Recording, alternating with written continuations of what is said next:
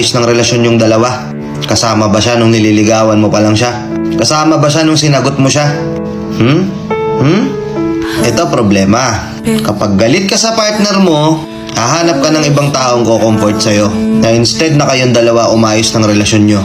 Instead na naging private yung away nyo, tapos magkakaayos din naman kayo sa huli, nalaman na ng ibang tao.